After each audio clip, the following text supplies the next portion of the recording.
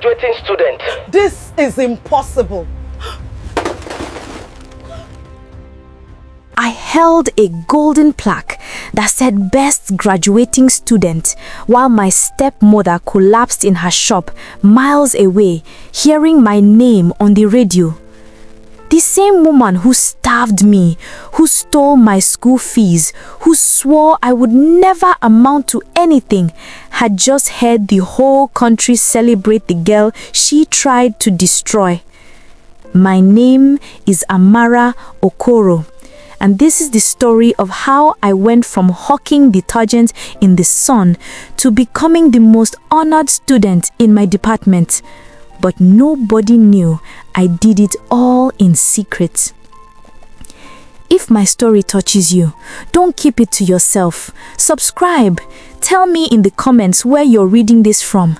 Let me know my story reached you. That moment on that stage in Lagos, I can still feel it like it's happening right now. My hands were shaking so much I thought I'd dropped the plaque.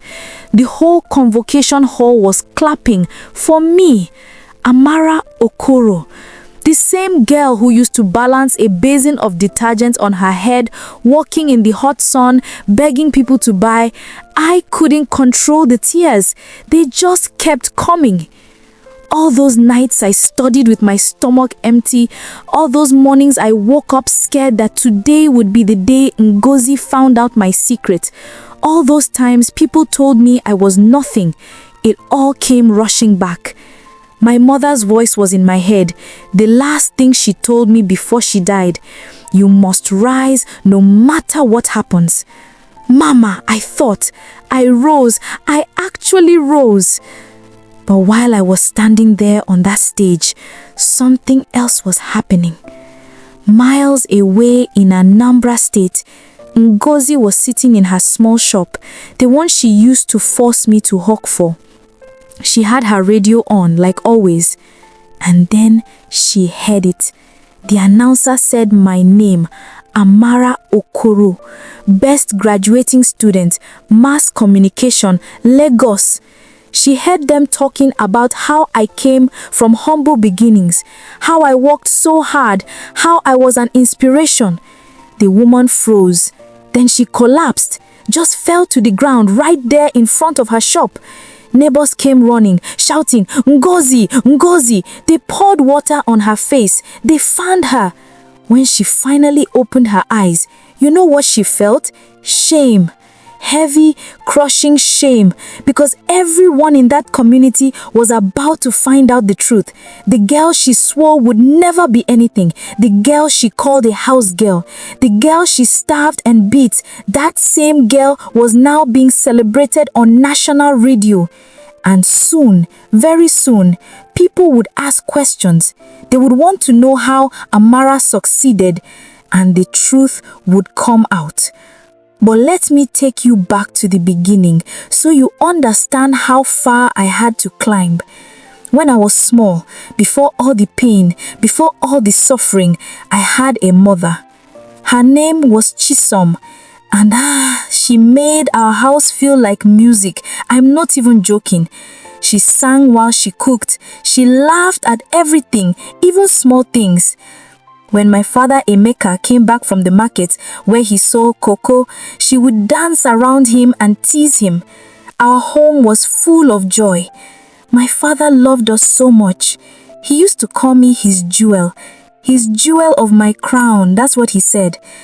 Every time he came back from his cocoa business, he brought me something, a biscuit, a sweet, a ribbon for my hair. Small things, but they made me feel special. We were happy, truly happy. I didn't know then that happiness could end so fast. I didn't know that life could change in just a few days and never be the same again. I was 5 years old when my mother got sick. It started with a fever, then a cough that wouldn't stop. I remember sitting next to her bed, holding her hand. Her hand was so hot, like fire. I was scared. I kept asking her when she would get up and cook for us again, when she would sing again. She looked at me with tired eyes, eyes that looked like they were saying goodbye, even though I didn't understand it then. And she said something I would never forget. Amara, life will test you. You must rise no matter what happens. I didn't know what she meant. I was just 5. But those words, they stayed with me. 3 days later, she was gone. Just like that. My mother was gone. My father cried like I'd never seen a man cry before. Big, loud sobs that shook his whole body. He held me tight and kept saying, "What will we do now? What will we do?" I cried too. But I don't think I really understood that she was never coming back. Not until days passed and she still wasn't there. My father tried his best to raise me alone for 3 years. He really did. He cooked for me, though the food never tasted like my mother's. He plaited my hair, though it was always crooked. He tried to be both father and mother. But our relatives wouldn't stop talking. You know how it is in our culture. They kept saying, a man can't raise a girl properly. They said I needed a woman's touch. They said I needed a mother to teach me how to be a proper girl. Every family gathering, every visit, they would push him. Emeka, you need to remarry. That girl needs a mother. You can't do this alone. At first, my father refused. He said no woman could replace my mother. But after 3 years of constant pressure, he gave in. He was tired. He was lonely. And he believed them when they said it was for my own good. That's when Ngozi came into our lives. And that's when everything changed forever. At first, Ngozi seemed nice. I swear she did. She smiled at me. She cooked my favorite foods, the ones my mother used to make. She even braided my hair gently and told me how pretty I was. She told my father right in front of me, "Don't worry, Emeka, I will treat this girl like my own daughter. She will never lack anything." I wanted to believe her so badly. I was 8 years old and I missed having a mother. I missed someone to hug me at night, someone to help me with my homework, someone to tell me everything will be okay. So when Ngozi was kind to me, I held on to that hope like it was my lifeline. But you know what? That kindness didn't last. Right after the traditional marriage, after all the ceremonies and celebrations were done, everything changed. The mask came off and I saw the real Ngozi, cold, harsh, full of hatred for me. It happened so fast I didn't even understand what I did wrong. The first place she attacked me was my education. My father would send money for my school fees. Every time, he would give Ngozi the money and tell her to make sure I paid on time. But Ngozi never paid it. She kept the money for herself. When the teacher sent me home from school because my fees weren't paid, I would come back crying.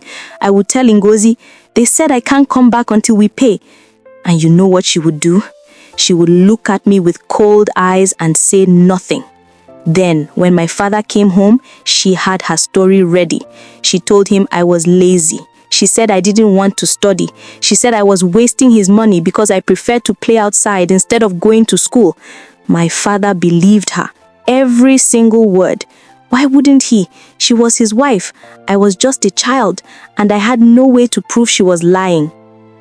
Then Ngozi opened a small shop, and that's when my real suffering began. She made me hawk goods for her. Every single morning, she would wake me up before dawn. She would fill a plastic basin with detergent, sugar, and Milo, and then she would put it on my head and send me out into the sun. I was supposed to walk around the streets, calling out to people, begging them to buy. My head would hurt from the weight. My feet would burn from walking on hot ground. The sun would beat down on me until I felt dizzy. And when I came home at night, tired and hungry, Ngozi wouldn't give me food. She would say I didn't work hard enough. She would say I didn't deserve to eat. So you know what I did? I had to sneak out at night to the neighbors' houses. I would beg them for leftover rice, anything, just so I wouldn't go to bed with my stomach hurting from hunger. That's how I survived. Ngozi and my father had 2 children together. First was Kelechi, a boy. Then Ifeoma, a girl. Kelechi had a kind heart. He felt sorry for me. Sometimes, when his mother wasn't looking, he would sneak me bread. He would put it in my room quietly, then walk away fast so she wouldn't catch him. He never said much, but I knew he cared. But if Yoma was just like her mother, she enjoyed my suffering. She would mock me in front of her friends. She would say, "Look at Amara, the hawker. That's all she'll ever be. She'll carry that basin on her head forever." She would laugh at me when teachers chased me out of class. She told everyone I was too stupid to learn. It was so hard living in that house, knowing that half the people there hated me and the other half felt sorry for me but couldn't help.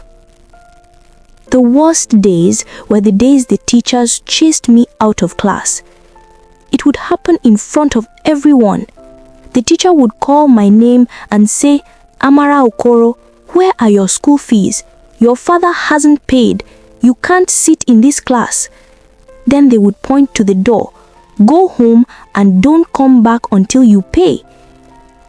I would stand up, trying not to cry, while all the other students stared at me. Some of them laughed, some of them whispered. I could hear them saying, "Her father must be poor, she is a beggar." I wanted to scream at them. I wanted to tell them the truth. My father wasn't poor, he was sending money, but my stepmother was stealing it. But who would believe me? Even my own father didn't believe me. So I would walk out of that classroom with my head down, feeling like I was nothing. There was one day I thought I would die from the pain. I was 12 years old. I had been hawking all day in the rain. My clothes were soaking wet. My body was shaking from cold. I came home and Ngozi looked at me with those cold eyes. She said, "There's no food for you." I went to my room and I broke down. I cried so hard I couldn't breathe. I felt like my chest was going to explode. I looked up at the ceiling and I remembered my mother's last words, "You must rise no matter what happens." But I didn't know how to rise. I was drowning. I was starving. I was being treated like a slave in my own father's house. How could I rise from this? I felt completely, totally broken. I thought maybe death would be better than this life. Then, one afternoon, God showed up in my life. I was hawking as usual, walking down the street with my basin on my head, calling out detergent, Milo, sugar. Then I saw a car slow down next to me. A nice car, the kind I used to dream about riding in. The window rolled down and someone called my name. "Amara?" I looked closer. It was Nneka. We went to secondary school together before Ngozi forced me to drop out. But now, Nneka looked so different. She was wearing nice clothes, she had a shiny phone, she was driving her own car. She looked successful. When she saw me standing there with that basin on my head, her face changed. She looked shocked, then concerned. She told me to come closer. "Amara, what are you doing? Why are you hawking? Where are you going to school?" For the first time in so many years, someone saw me, not as a hawker, not as a burden, but as a person. Nneka looked at me with real concern. She asked me questions and she actually cared about my answers. "What happened to you? Why did you leave school? Who's making you do this?" I started crying right there on the street. I couldn't help it. Someone finally saw me. Someone finally asked. She gave me her phone number and told me to call her. She said we needed to talk properly. She said she wanted to help me. That small moment, that tiny bit of kindness, it was like someone turned on a light in a dark room. For the first time in years, I felt hope. Just a little bit, but it was there. A few weeks later, Nneka came to visit me. She came when Ngozi wasn't home. We sat down and I told her everything. I told her about my mother dying, about Ngozi pretending to be kind, then showing her true colors, about the stolen school fees, about the hawking, about the hunger, about feeling trapped with no way out. Eneka didn't interrupt me. She just listened, and when I finished, her face was so serious. She reached into her bag and gave me money. She said, "Amara, you need to apply to the Polytechnic. Take this money, fill out the form, apply, don't give up on yourself." I took that money like it was gold. I filled out that application form the same day. I hid it in my room like it was the most precious thing I owned. Because it was. It was my way out. But Ngozi found it. I don't know how, but she always found my secrets. She came into my room one day holding the application form receipt. Her face was twisted with anger. She started screaming, "What is this? You think you are going to school? You?" She was shouting so loud the whole house could hear. "You're nothing but a house girl. That's all you'll ever be." Then she did something that broke me. She tore that paper into tiny pieces, right in front of my eyes. She ripped my hope into pieces and threw them on the floor like garbage. She said if I ever tried to apply for school again, she would throw me out of the house naked. She would disgrace me in front of the whole community. I stood there watching those torn pieces of paper on the floor, and I felt my hope die. Again. That night, after Ngozi had beat me and went to sleep, Kelechi came to my room. He didn't say much. He was scared of his mother, but he sat next to me and whispered, "Don't give up, Amara. My mother is wrong. You deserve better than this." It was the first time anyone in that house had ever stood up for me, even in a small way. He couldn't do much. He was just a boy, but those words meant everything to me. They reminded me that I wasn't crazy, that what Ngozi was doing to me was wrong, that I deserved better. I held on to those words like a lifeline. The next morning, I saw Eneka again while I was hawking. I told her what happened. I showed her the bruises from where Ngozi beat me. I told her about the torn application form. Eneka's eyes changed. They got hard, angry. She said, "This woman will not destroy your life. I won't let it happen." She told me her father, Chief Osita, would take full responsibility for my education.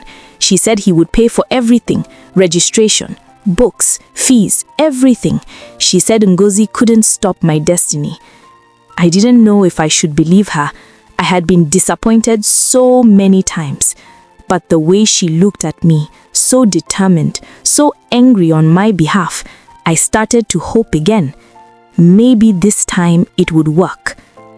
Chief Osita agreed to help me. He paid for my registration. He paid for my acceptance fees. He bought me books. But we had to keep it completely secret from Ngozi. So, I started living two lives. Every morning, I would wake up early and leave the house. Ngozi thought I was going to hawk, but instead, I was taking a bus to the Polytechnic in Lagos for my lectures. I lived in fear every single day. What if someone from the village saw me in my uniform? What if they told Ngozi? What if she found out? I couldn't sleep properly. I couldn't eat properly. I was always looking over my shoulder. But I kept going because this was my only chance, my only way out. School was hard in a different way than I expected. I was always hungry. I had no money for food. I wore the same clothes every day because I couldn't tell Ngozi I needed school clothes. Other students had nice bags, new shoes, phones. I had nothing. But I studied harder than everyone else. I had to. This was my only chance. I couldn't waste it. My lecturers started noticing me. They said I asked good questions. They said I was smart. They said I had talent. They didn't know that every night I went home to a place where I was treated like trash. They didn't know I was fighting for my life. Slowly, my classmates started respecting me. They didn't know I was a hawker. They didn't know about Ngozi. They didn't know about my double life.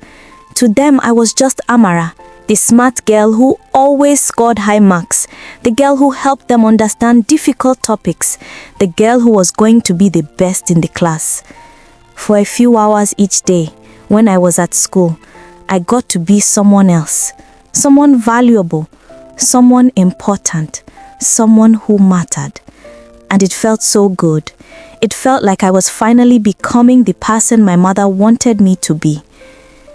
But living two lives was killing me. I would wake up early, pretend to go hawking, take a bus to school, attend lectures, study, then rush back home before Ngozi got suspicious. At home, I had to face her cruelty, her cold eyes, her cruel words. I had to hide my books. I couldn't celebrate when I got good grades. I couldn't tell anyone about my success. The exhaustion was physical and mental. My body was tired. My mind was tired. But I kept going because giving up meant Ngozi won, and I would never, ever let her win. My mother's words kept me going. You must rise no matter what happens. While I was struggling and rising in secret, something interesting started happening. Ngozi's own children started falling. First was Ifeoma. She got admission to the university. Ngozi was so proud. She told everyone in the village. She bragged about how her daughter was going to be a graduate. She said Ifeoma would be somebody important. But one semester later, Ifeoma came back home, pregnant. The boy who got her pregnant ran away. He disappeared. Ngozi's pride turned to shame overnight. The same neighbors she bragged to were now gossiping about her, saying her daughter was loose, saying she didn't raise her well. I watched Ngozi's face change, but she still didn't learn. She still blamed me for everything. Then it was Kelechi's turn. The same Kelechi who used to sneak me bread. He went to university too, but he fell into bad company. He started partying every night, drinking, smoking. He stopped going to class. He failed all his exams. Eventually, the school rusticated him. They sent him home in disgrace. My father was devastated. He had put all his hopes in Kelechi. He thought at least his son would make him proud. But now both of Ngozi's children had failed, and I was still rising, quietly, in secret. It was like God was showing her that wickedness doesn't pay. I watched Ngozi during this time. Her face started looking older, tired, worried. Her children were failing while she spent all her energy trying to destroy me. The neighbors started talking. Some of them even said it to her face. Maybe if you focused on raising your own children instead of hating your stepdaughter, they wouldn't have turned out this way. The shame was eating her alive. But she still wouldn't admit she was wrong about me. She still wouldn't stop her wickedness. If anything, she became worse, meaner, more bitter. Because watching me succeed while her children failed was driving her crazy. Then one afternoon, everything came crashing down. My father came home early from a business trip. He was walking down a street when he saw me. I was coming back from school, holding my polytechnic books. I froze. My heart stopped. There was no way to hide, no way to lie, no way to explain. He called my name. Amara? His voice was confused. What are those books? Where are you coming from? I started crying immediately. The secret was out. Everything was about to change. We sat down in the house, just me and my father, and I told him everything. I told him how Ngozi had been stealing my school fees for years, how she forced me to hawk while lying to him that I didn't want to go to school, how she denied me food, how I had to beg neighbors for leftovers, how Neka found me, and how her father paid for my education, how I've been going to school in secret for 2 years. I watched my father's face change with every word I said. He looked like someone had punched him in the stomach. He looked sick. He put his head in his hands and just sat there in silence. I think he was realizing how blind he'd been, how much he'd failed me. The next morning, my father confronted Ngozi. His voice was like thunder. I'd never heard him shout like that before. How could you do this? How could you steal from a child? How could you let my daughter suffer while I was working hard to provide for her? Ngozi tried to lie. She said I was manipulating him. She said I was ungrateful. She said I was making up stories to turn him against her. But my father wasn't blind anymore. He finally saw her for who she really was. He told her he had been a fool to believe her lies all these years. He said he should have listened to me. The house shook with their fighting that day. After that day, the marriage was over. My father moved into a different room.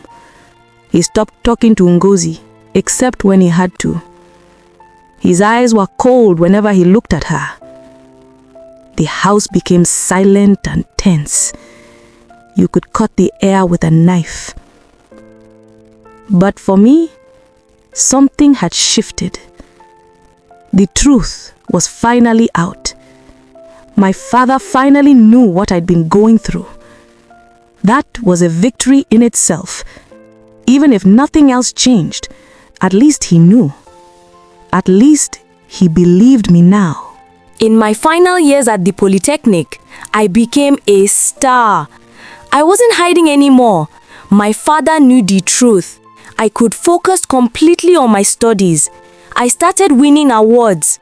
My name appeared in school newspapers. People would point at me on campus and say, "That's Amara Okoro. She's going to be the best graduating student." I started believing it too. After everything I'd been through, after all the suffering, I was finally going to make it. I was going to prove that Ngozi was wrong. I was going to show everyone that I was somebody. One evening, my father called me to sit with him. He had a bundle of money in his hands. He gave it to me. Then, he started crying. My father, this strong man, was crying like a baby. He said, "Amara, I'm so sorry. I failed you. I should have protected you. I should have seen what was happening. I'm sorry for all the years you suffered. Please forgive me." He promised me that from that day forward, any money meant for me would come directly to me. He would never trust Ngozi with anything concerning me again. I held my father's hand and I forgave him because I understood. Ngozi was a good liar. She fooled everyone, even him. My father bought me new clothes, new shoes, a new bag, everything I needed. When I went back to school, my classmates were shocked. They couldn't believe the transformation. The girl who used to wear the same old dress every day now looked like a queen.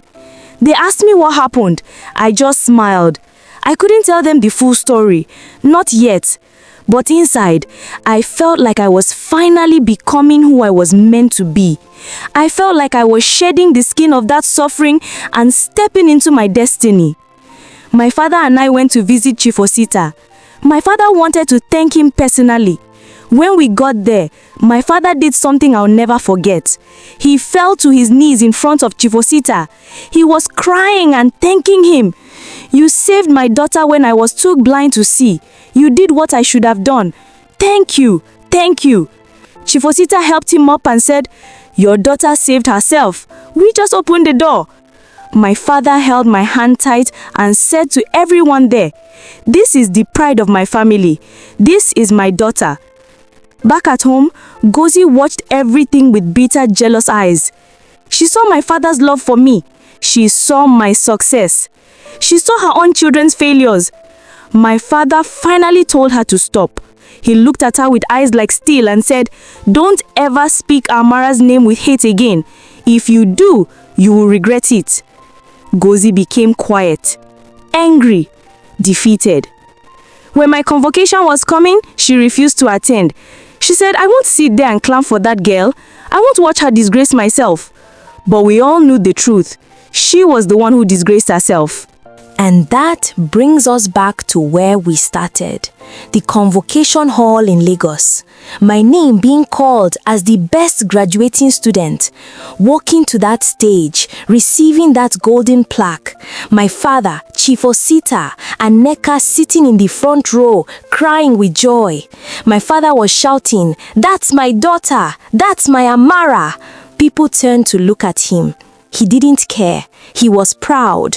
At the reception, he told everyone, "My daughter has wiped away my shame. She has brought honor to my house." I looked at him and I saw tears in his eyes. Happy tears. For the first time in so many years, they were happy tears. That night, Ngozi sat alone in her dark room. She could hear the celebration next door. People congratulating my father, people asking about me, music playing, laughter, joy. And she sat there in the dark, crying. She realized what she'd done. She thought she was punishing me all those years, but in the end, she only punished herself. She destroyed her own peace. She ruined her own marriage. She lost respect in the community. And for what? Because she hated a little girl who never did anything to her? She fought against my destiny, but destiny doesn't lose. No amount of wickedness can bury what God has planted. Life rewards those who keep going, no matter what, and life punishes those who try to destroy others. That's the truth. That's what I learned. You must rise, no matter what happens. This is Amara's story. A story of survival, resilience, and the power of destiny. No matter how dark your night is, morning will come.